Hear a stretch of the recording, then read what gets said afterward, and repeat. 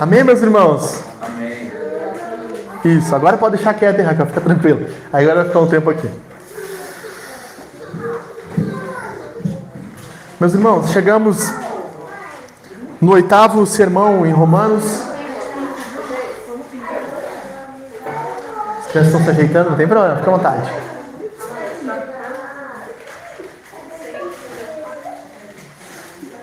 Pronto. Chegamos no nosso 8º sermão na série de Romanos, meus irmãos. Estamos finalizando o primeiro grande bloco de Romanos. Eu falei para vocês quando começamos. Agora ela quer o verde de novo. Estou só acompanhando minha filha ali. Eu falei para vocês quando começamos, meus irmãos, que Paulo, nesse primeiro bloco, ele vai mergulhar até a mais densa escuridão, mais profunda escuridão, para que nós possamos ver a beleza do próximo texto. Por isso, meus irmãos, vou dar um volume mais aqui, ó. Vai dar certo. Por isso, meus irmãos, vamos lá.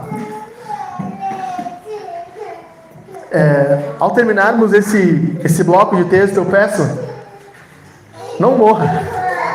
Volte semana que vem. Porque o versículo 21 começa com a grande virada do que é o Evangelho. Então hoje nós vamos mergulhar mais um pouquinho na escuridão da humanidade, para podermos enxergar a luz de Jesus. Você já foi no cinema, né? Amém? Você vai no cinema com as luzes ligadas ou luz acesa? Desligada, né? Por quê? Para que a tela fique em evidência. Paulo está desligando todas as luzes para que o Evangelho fique em evidência. Ele vai apagar a última luz aqui nesse texto. Vamos ler juntos? Romanos 3, versículo 9. Que se conclui: temos nós alguma vantagem? Não, de forma nenhuma. Pois já demonstramos que todos, tanto judeus como gregos, estão debaixo do pecado. Como está escrito: não há um justo, nenhum sequer. Não há quem entenda, não há quem busque a Deus. Todos se desviaram e juntamente se tornaram inúteis. Não há quem faça o bem, não há um sequer. A garganta deles é sepulcro aberto, como a língua enganam. Veneno de víbora está em seus lábios. A boca eles a têm cheia de maldição e amargura. Os seus pés são velozes para derramar sangue. Os seus caminhos a destruição e miséria. Eles não conhecem o caminho da paz. Não há temor diante dos seus olhos. Ora, sabemos que tudo que a lei diz é dito aos que vivem sob a lei, para que toda boca se cale e todo mundo seja culpável diante de Deus, porque ninguém será justificado diante de Deus por obras da lei, pois pela lei vem o pleno conhecimento do pecado. Baixe sua cabeça, vamos orar. Senhor, temos diante de nós o nosso texto aqui, e nós pedimos, nos dá graça para entender, me dá graça, Senhor, para poder ensinar com clareza os meus irmãos. Espírito Santo, aplique ao nosso coração aquilo que nós precisamos entender desse texto, para que nós possamos ser transformados em Ti, Pai. Tire todas as nossas esperanças, para que nós possamos ter a única esperança em Ti. Em nome de Jesus. Amém. Amém. Paulo agora, meus irmãos, conclui todo o seu argumento sobre a condenação, primeiro, dos gentios. Nós vimos no Romanos 1, capítulo 1, do 18 ao 31, onde Paulo fala que aqueles que não creem em Deus, aqueles que não são judeus, os gregos, estão debaixo da condenação. E nós vemos todo tipo de pecado e imundícia, mentira, assassinato, roubo, pecados de idolatria, adoração a falsos deuses, pecados sexuais, homossexualidade, homoafetividade. E vimos como o ser humano está caído. No capítulo 2, Paulo inicia dizendo: Paulo, mas eu não sou tão mal assim. Paulo diz: é verdade, você não é tão mal assim, mas o seu problema é que você se julga com os outros. O seu padrão moral é o próximo e não Deus, porque Deus não julga segundo os outros, mas julga o coração.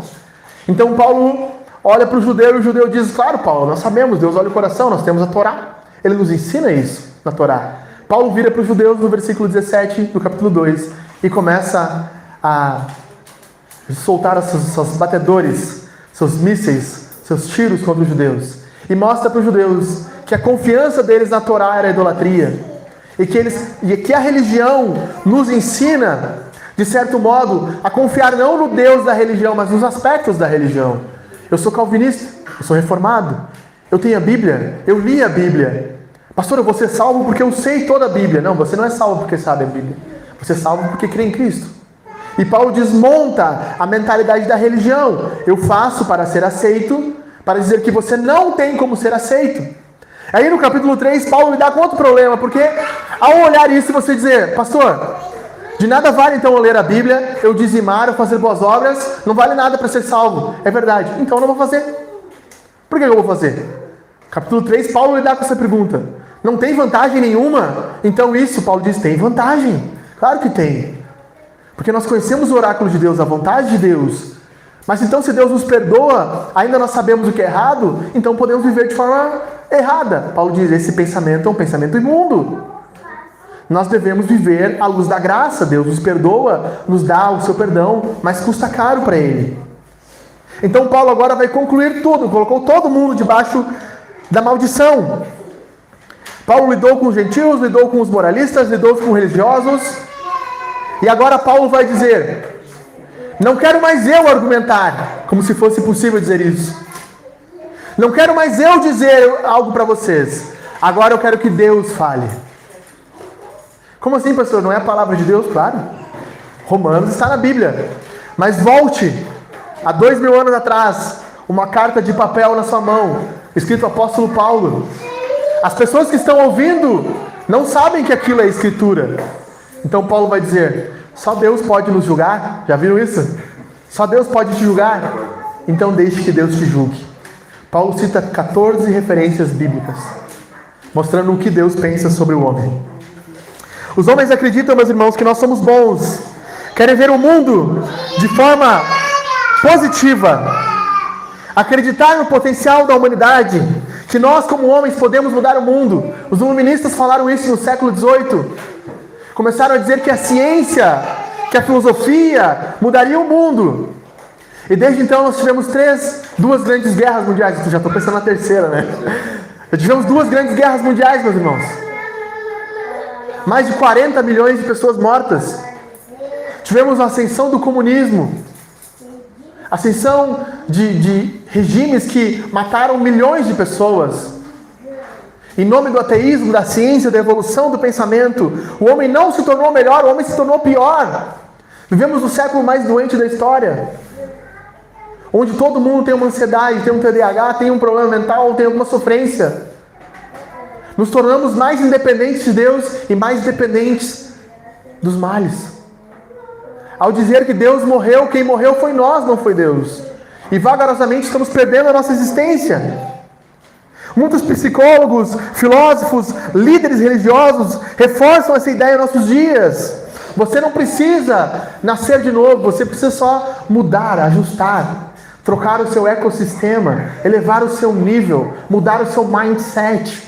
É isso que você precisa para ser melhor. Não. A Escritura não afirma isso. A Escritura nos afirma que nós precisamos desesperadamente da graça. E Paulo diz, no final desse texto, cale a sua boca. Jó, no capítulo 41, ele diz, eu coloquei a mão em minha boca. É um sinal de você não tem mais argumento. Deus quer tirar todos os argumentos.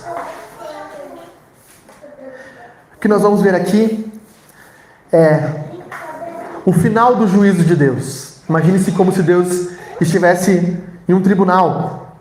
Em primeiro lugar, Deus nos acusa no versículo 9. Em segundo lugar, Deus mostra as provas da sua acusação, do versículo 10 ao 18. E no fim, Deus dá a sentença, do 19 ao 20. Paulo começa o tribunal divino com uma acusação excludente. O que se conclui, meus irmãos? Temos nós alguma vantagem? Por termos a Bíblia, por termos a graça, por sermos cristãos, temos uma vantagem? Por sermos judeus, do povo da aliança? Não. A vantagem que Paulo diz no versículo 1 do capítulo 3 é a vantagem de benefícios da aliança com Deus. A vantagem que Paulo exclui aqui é uma vantagem de juízo. Seríamos um réu primário? Escaparíamos da sentença por sermos o povo de Deus? Não. não escapamos. A acusação de Deus começa forte. Depois de tudo que nós ouvimos e lemos até aqui, a conclusão é que nós somos pecadores. Eu não preciso falar isso de novo. Nós sabemos disso. Nós vimos isso. Não há uma contradição, como eu falei no versículo 1 do capítulo 3 e aqui. Não há contradição. Ali é o benefício da religião. Aqui é o benefício do julgamento. Não temos vantagem. Paulo diz então: não, de forma nenhuma, pois já temos demonstrado que todos, isso inclui nós, tanto judeus como gregos, estão debaixo do pecado. A expressão debaixo é rupo no grego, e é um termo que significa não só que o pecado está acima de nós, mas que o pecado nos mantém em mãos. A expressão é que o pecado domina sobre nós. Nós estamos debaixo do senhorio do pecado. É como se eu e você fôssemos cachorros com um enforcador, e o pecado nos mantém ali, segurando. Nós não podemos viver a nossa vida longe do padrão de pecado, meus irmãos. Nós continuamos pecando todo dia. Nós continuamos vendo que o nosso coração continua em pecado. Eu amo Jesus, mas continuo pecando, continuo errando. O pecado tem domínio sobre o nosso coração. Então Paulo diz que todos estão debaixo do domínio do pecado. E pecado significa errar o alvo. Não agir conforme Deus quer. Não viver conforme a vontade de Deus. A palavra grega, hamartia. Nós estamos presos pelo pecado. Somos escravos do pecado. O pecado nos rege, nos domina, paga um salário. O pecado nos leva ao inferno. O pecado está intimamente, e eu preciso dizer isso, misturado com quem nós somos. Não tem como separar quem nós somos. E por isso, meus irmãos, que a teologia que se diz calvinista, que fala sobre a depravação total. Já ouviu falar desse termo? Depravação total? Ou podemos dizer depravação radical. Radical quer dizer a raiz. Nós estamos completamente entranhados do pecado. Embebecidos do pecado. O pecado está em nós, dentro de nós, misturado em nós. E enxergar o homem longe dessa verdade é errar. É errar. Por isso que nós confiamos desconfiando. Certo? Mas aquele cara é um cara tão confiável. Eu nunca imaginaria que ele faria isso, meus irmãos. Ele pode ser, mas ele é pecador. O pecado está nele. Ele pode agir de forma maldosa. Por isso que nós vemos tantos homens de Deus que parecem tão santos às vezes, caindo, porque o pecado ainda está neles. Eles não venceram o pecado ainda domina sobre o seu coração. Deus dá a acusação, todos estão debaixo do domínio do pecado. Então Paulo levanta agora as provas da Escritura. Começa com uma série de citações do texto bíblico, e são vários. Salmo 14, que nós lemos no domingo passado.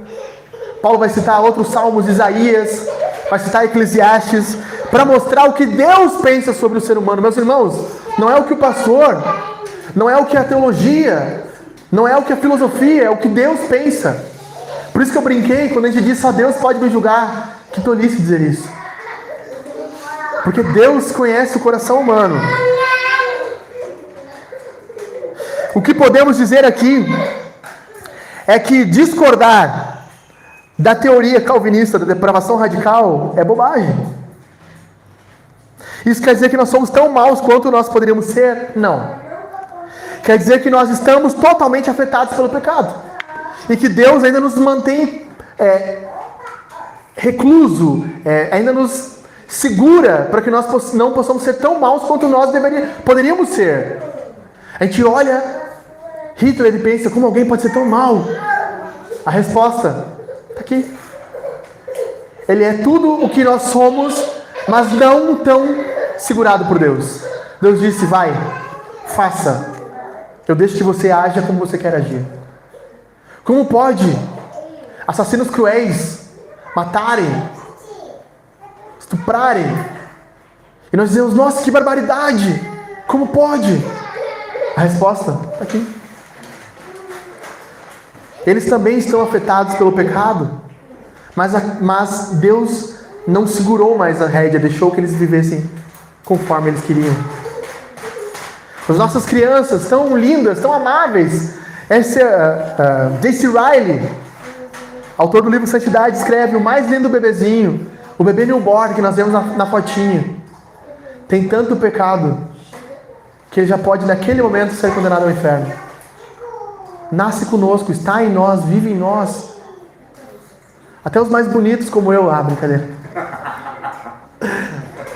Pastor, isso é mentira, hein? Tá bom, acredito. Até aqueles que são mais morais, meus irmãos, mais belos, são podres por dentro. Paulo diz: está escrito, é o que nos importa. Como está escrito? A expressão no grego quer dizer, é como se Deus estivesse escrevendo para nós agora. Paulo usa uma forma que, como se estivesse assim, Deus está escrevendo isso. Está escrito. E nós vemos 3 verdades sobre o pecado aqui. Primeiro, o pecado é uma rebeldia contra Deus. Paulo usa expressões que mostram que o pecado é um ultraje contra Deus. Não há um justo, no versículo 10. Não há um sequer. Não há quem entenda. O pecado é ignorância, é tolice, falta de entendimento. Não há quem busque a Deus. E nós vemos em algumas igrejas, os pastores: você precisa vir a Jesus, buscar a Jesus. Meus irmãos, nós não podemos ir a Cristo, não temos como ir a Cristo. Não há um sequer que faça isso. Mas como nós vamos, pastor? Porque Cristo veio primeiro. Ele nos amou, por isso nós amamos. Nós estávamos perdidos em pecado. Nós estávamos perdidos nos nossos erros. E Cristo nos encontra. Ele que nos chama. É a voz da graça que diz: vem. É Ele que chega diante do túmulo de Lázaro e diz: sai para fora. Luiz, levanta. André, levanta. Amém. Jana, sai. E o nosso coração começa a pulsar e dizer: eu preciso de algo a mais. Eu preciso de alguém que me salve. Não é o morto que levanta do caixão. É Cristo que estende a mão e diz: Talita cumi, levanta. Levanta, mulher.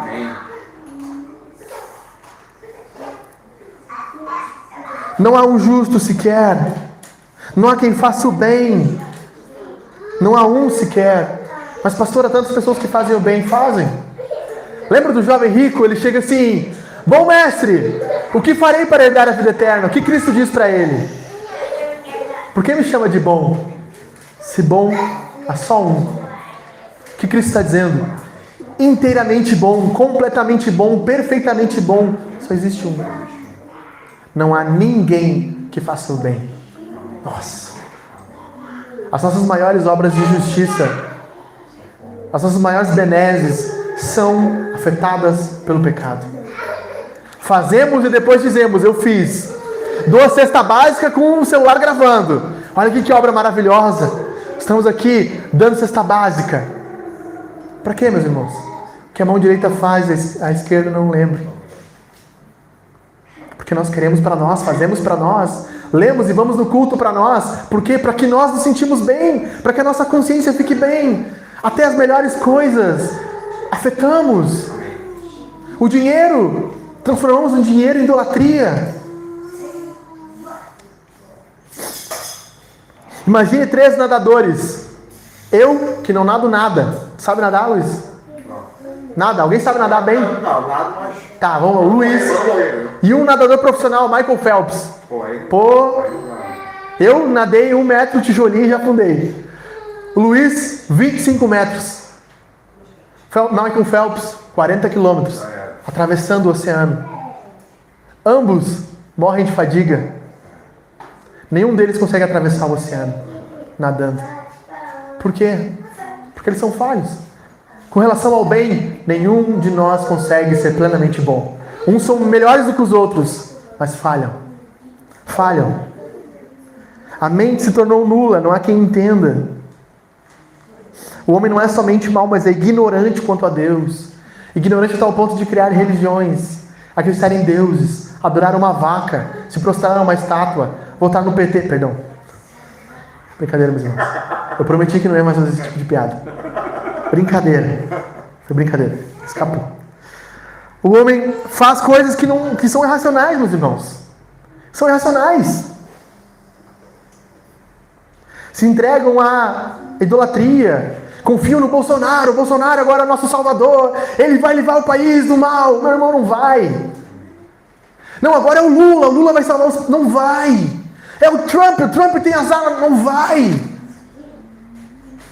Não vai, meus irmãos. Nós somos ignorantes quanto a Deus. Confiamos em falsos salvadores. Por isso que o pecado é uma rebeldia contra Deus. Em segundo lugar, o pecado é uma completa destruição de quem nós somos. Paulo então mostra como todo o nosso ser está maculado pelo pecado. Olha o que Paulo diz no versículo 13. A garganta deles é um sepulcro aberto. É como se fosse um corpo em putrefação no asfalto, apodrecendo. Aquele fedor de carniça podre. Paulo está dizendo que assim é a vida humana. A garganta deles, a língua deles, o veneno está em seus lábios. Nós, pelas palavras, quantas vezes ferimos a nossa esposa, ferimos os nossos amigos, ferimos os nossos filhos, falamos o que não deveríamos ter falado. Amém. O veneno está ou não está em nossos lábios? Está, meus irmãos.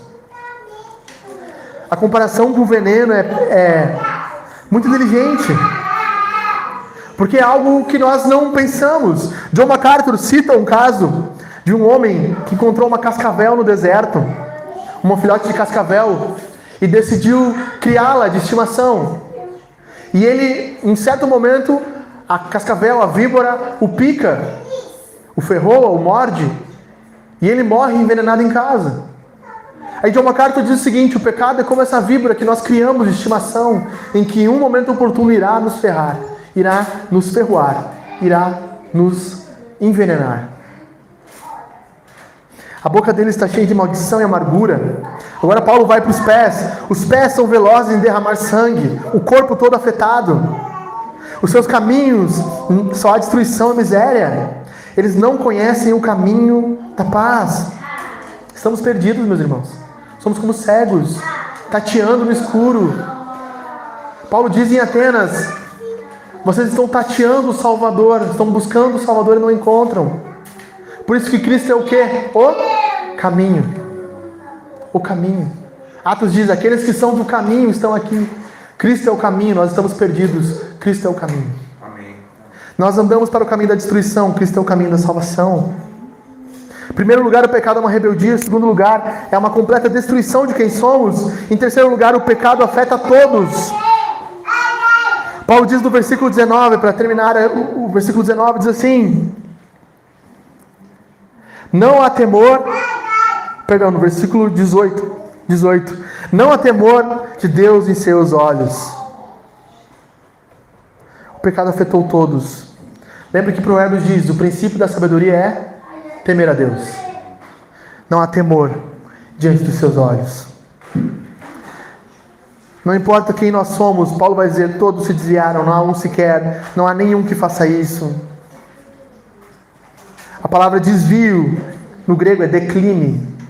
Ecline significa pender, sair. Todos nós se desviamos e estamos desesperados tentando encontrar sentido para a nossa vida.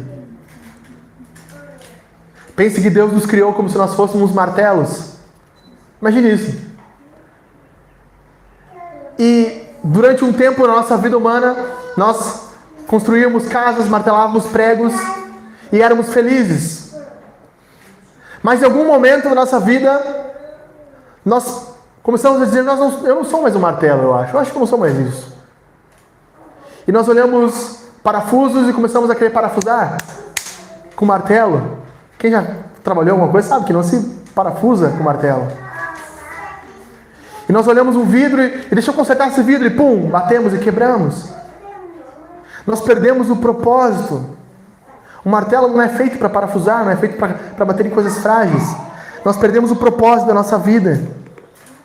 No Instagram, essa semana alguém me perguntou: qual é o propósito da nossa vida, pastor? Qual é o meu propósito? É um rapaz que eu tenho evangelizado aqui de Gramado. E eu respondi para ele: o teu propósito é viver para Jesus, se alegrar nele, glorificar o nome dele. De modo geral é isso. De modo específico, fazer aquilo que você é bom e tem resultado. Todos se perderam. John Stott diz o seguinte: os melhores homens, os mais sábios e inteligentes, nenhum deles pode resistir ao prumo da lei. Quando nós colocamos o prumo da lei, o nível da lei, todos nós se perdemos. Por isso que Paulo diz que primeiro Deus nos acusa, todos estão debaixo do pecado. Segundo, Deus nos mostra a prova dos nossos pecados, nosso corpo todo afetado. Em terceiro lugar, Deus dá a sentença. Versículo 19. Sabemos que tudo que a lei diz é dita para os que vivem sob a lei. O judeu muitas vezes, ao ler o Antigo Testamento, ele diz o seguinte: isso que Deus está dizendo sobre não ter um bom, são gentios, são os não-judeus, eles que estão condenados. Paulo diz o seguinte: a palavra de Deus não é para o povo dele? Então é para você. O que Deus está dizendo aqui é para nós. Amém. Eu creio que Deus é meu Deus, o teu Deus diz isso. Ele diz: para que toda a boca se cale e todo mundo seja culpável diante de Deus. Porque ninguém será justificado diante de Deus. E a linguagem é de tribunal, justificado. Por isso que Deus está num tribunal aqui, por obras da lei. Porque pela lei vem o pleno conhecimento do pecado. Para que serve a lei? Nós já falamos aqui. Para nos mostrar, meus irmãos, quão errado nós estamos. A lei é como um espelho. A palavra de Deus é como um espelho. Minha missão como pastor, meus irmãos, é mostrar para vocês que a Escritura não é uma arma que nós apontamos para o próximo, mas é um espelho que nós apontamos para nós. Amém. Minha função como pastor é fazer vocês e eu olharmos para a palavra e nos enxergarmos aqui. Enxergarmos a nós.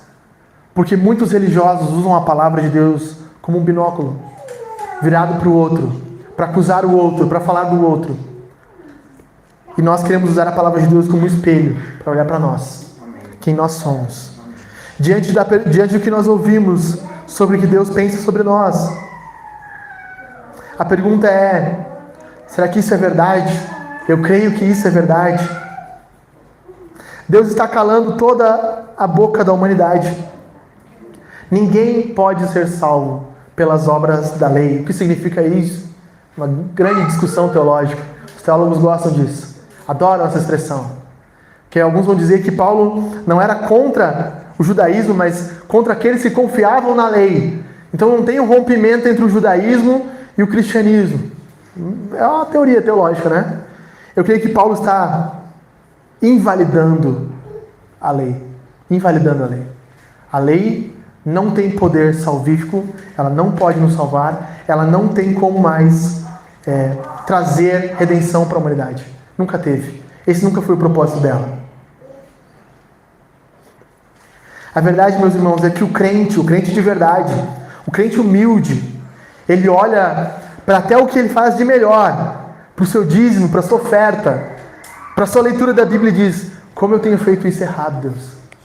Eu me arrependo. Essa é a diferença do ímpio e do crente. O crente se arrepende até daquilo que ele faz bem. Senhor, como eu posso macular filhos que eu amo tanto, que deveria criar para o Senhor como flecha? Eu crio para mim, querendo que eles sejam aquilo que eu quero e não o que o Senhor quer para eles.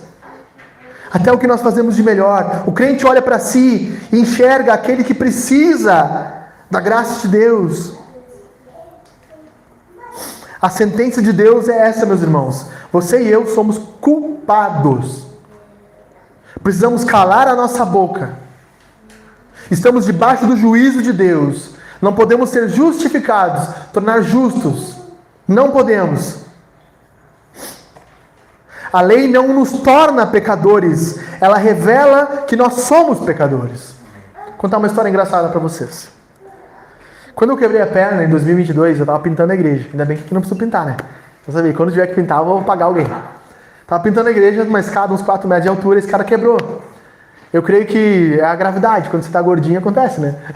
Então, eu caí de 4 metros de altura, caí de pé, e quando eu caí no chão, eu falei assim: será que quebrou?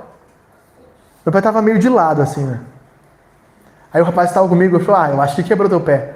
Aí fomos pro hospital, com muita dor, eu falei pra enfermeira: olha, Eu acho que eu torci o pé, ou foi o ligamento.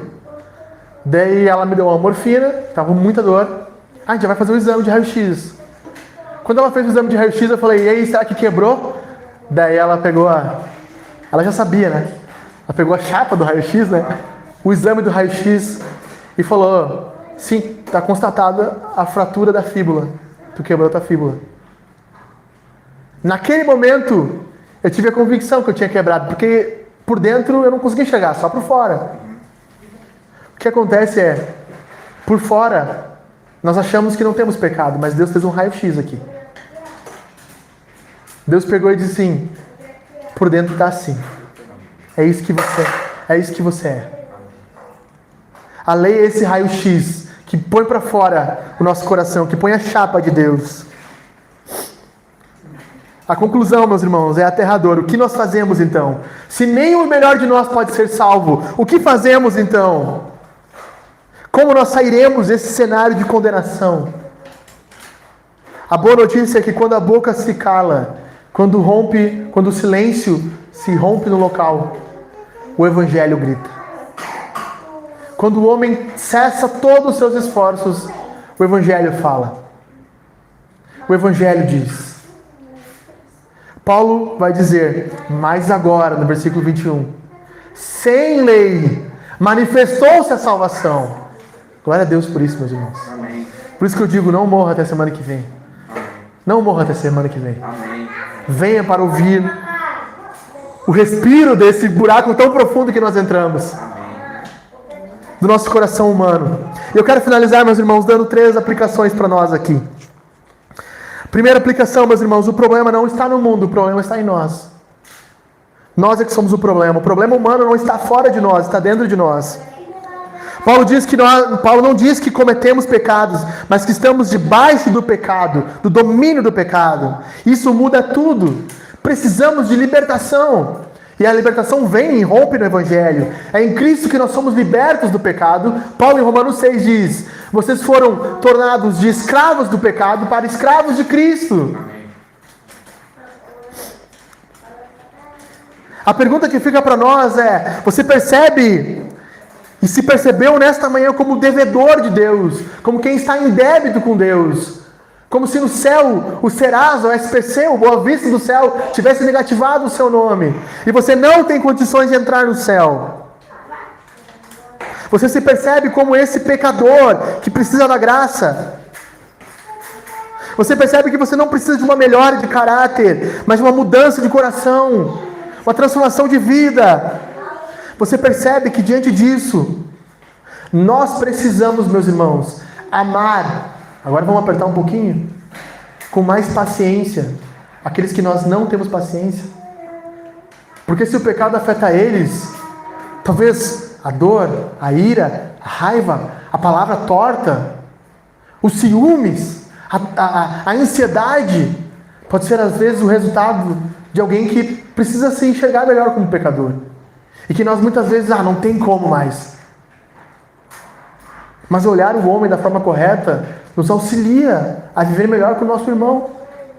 Tem um livro chamado Quando Pecadores Dizem Sim. É um livro sobre casamento. O título é fantástico. Do outro lado, o seu cônjuge é um pecador. Não sei se você sabia. Ele peca, ela peca, age errado, pensa errado, fala errado. O Evangelho, a lei, nos mostra que precisamos ter paciência com aquele que está do nosso lado, porque ele também é pecador. Segundo lugar, meus irmãos, a segunda aplicação é que Deus não quer ouvir mais as nossas desculpas. Deus quer ouvir a nossa adoração a Ele. Diante da obra da cruz, nós não podemos falar mais nada para a nossa salvação, mas nós podemos cantar em glória e em honra a salvação que Deus nos dá. Toda justificativa, toda tentativa de salvar a si mesmo, de confiar na palavra, na teologia, confiar na igreja, no pastor, para a salvação é nula. A pergunta que fica para nós nessa manhã é o que eu tenho usado para provar para Deus que eu sou bom o suficiente.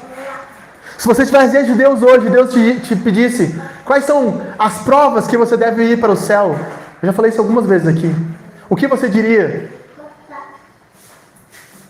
Se a sua resposta não for essa, Senhor, eu não tenho prova alguma a não ser Jesus Cristo, a sua resposta está errada. Você ainda confia no que você faz. E portanto Deus tem nos dado misericórdia nesta manhã para abandonarmos a falsa confiança, para calarmos a nossa boca e para dizermos: Deus, eu não posso fazer nada, eu não tenho como me justificar, se não for a graça de Cristo eu não posso, eu não tenho, Senhor. Amém. Se tu disser para mim não entres, eu não entro, mas se tu disser tu entras, por causa de Cristo eu entro. Amém. Eu tenho descansado, meus irmãos, mais na minha performance como cristão do que na justiça de Cristo. Quando eu erro, eu corro para esconder o meu pecado, ocultar o meu pecado, ou eu corro para confessar o meu pecado, porque eu sei que eu sou pecador, eu sei que Deus sabe que eu sou pecador, e o que Ele espera de mim agora é